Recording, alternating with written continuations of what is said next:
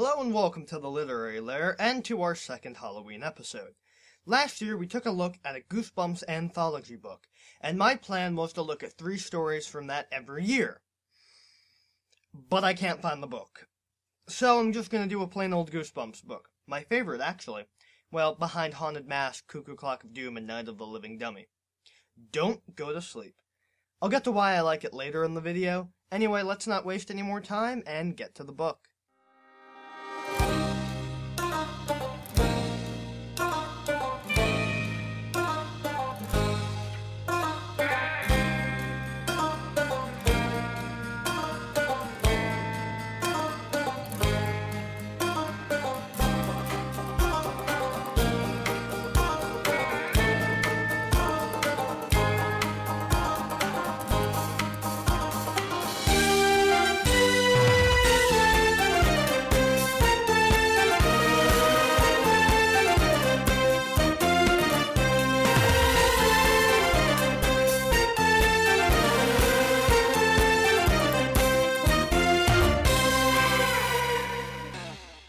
The cover. It's awesome. The purple and green go well together for the title, and the picture is awesome. It's a kid laying in bed with a giant furry claw coming up from behind the bedpost. I don't know about you, but if I was that kid, I'd need a new mattress because I'd have crapped my pants. Also, I love that little tagline. Rise and shine. Forever. So does that mean he'll wake up forever, like he'll become immortal? Because that's pretty cool. Anyway, on to the book.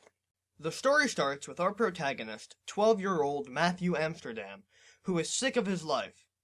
Aren't we all? He constantly gets bullied, especially by his high schooler brother Greg and older sister Pam. Even the pet dachshund Biggie hates Matt. I'll bet it's because Matt likes Tupac. Matt asks his mom if he can move into the guest room, which is twice as big as his small room. She refuses, telling him that the guest room is for guests, which I've always thought was a pretty bullshit argument. Take his things, move him into the guest room, and then turn his old room into the guest room. The guests don't need a big room. They're not living there for that long. The next night, while his mom is at work, Matt sneaks into the guest room intending to sleep there without his mother finding him, forgetting that his mom will probably check his room when she gets home and then start freaking out when he's missing. Matt wakes up the next day to find that he's 16 years old. I remember when that happened to me. One day I was a kid and the next day I was almost in college. Except he doesn't mean it in a metaphorical sense. He's literally aged 4 years in one night. Much to his shock, Greg and Pam are now 12 and 11, and as annoying as he used to be. Aren't all 11 and 12-year-olds? Shocked to discover that no one remembers how life used to be, Matt finds himself stuck in his new life and must endure a day at high school. So that's why his mom didn't want him sleeping in there, because there's some sort of interdimensional portal in there that alters reality. She probably could have just told him that and he'd have stayed out of the guest room. None of that, the guest room is for guests bullcrap. Matt has a lot of trouble adjusting to his new body. He keeps running into walls and tripping over his feet. Oh, that's what happens when you have to endure the results of 4 years of puberty in one day.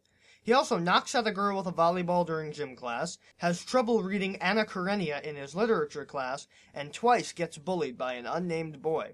You know, normal high school stuff.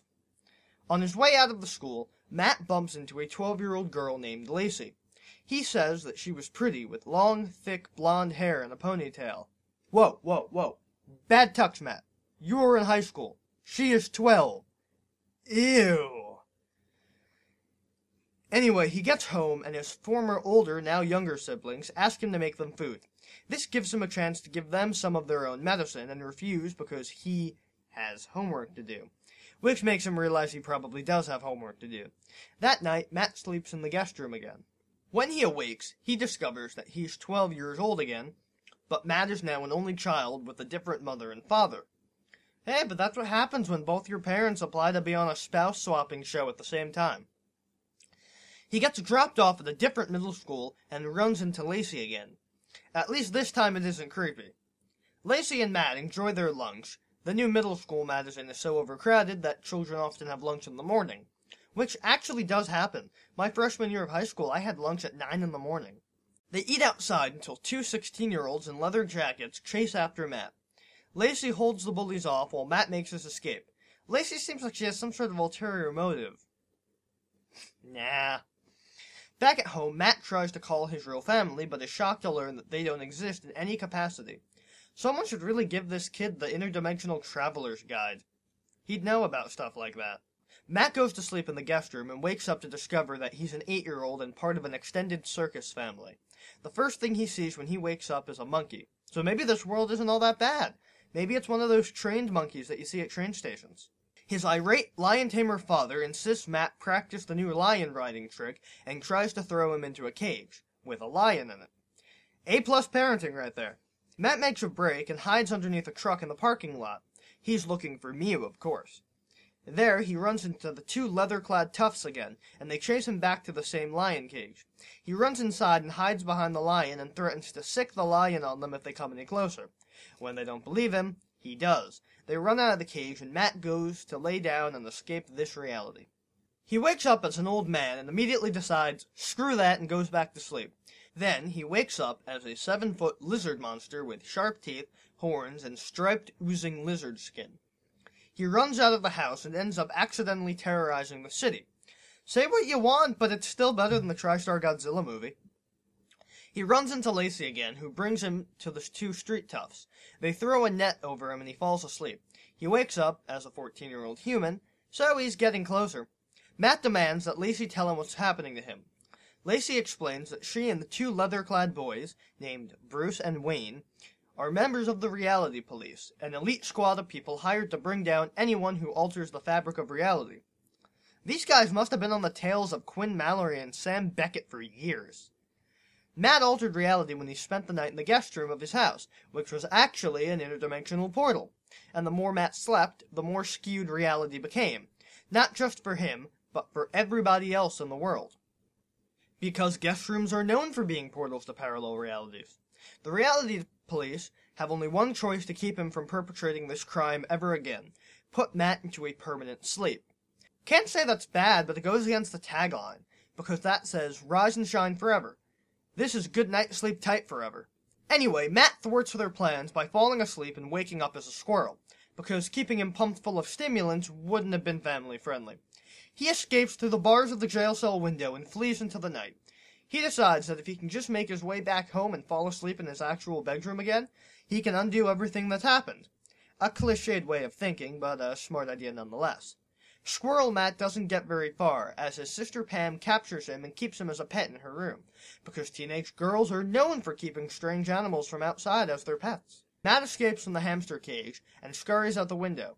He falls asleep on a tree branch and wakes up in the body of a morbidly obese boy, like Adam Sandler in Click. After falling out of the tree in the Amsterdam yard, obese Matt tries to get in the house the traditional way, by ringing the doorbell and asking his mother if he can come in and sleep in his bedroom.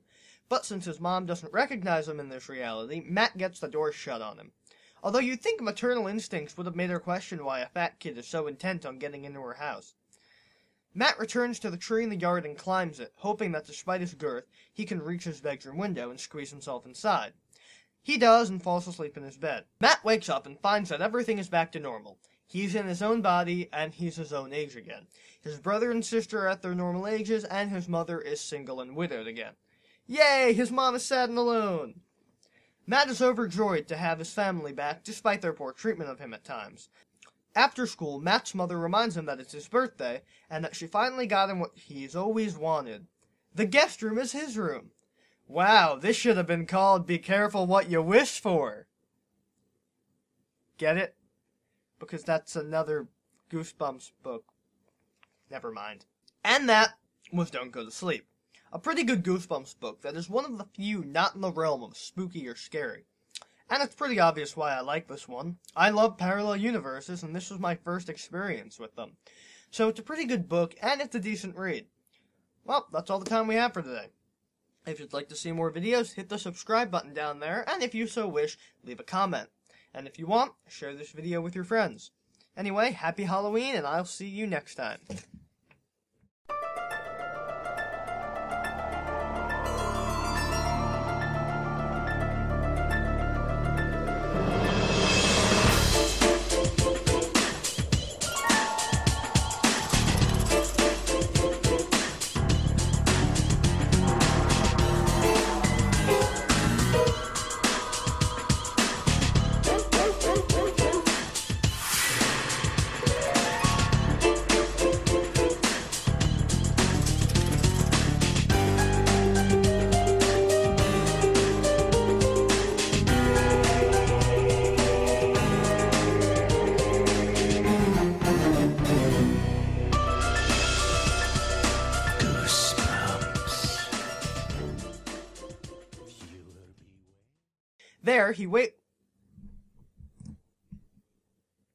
Then he wakes up as a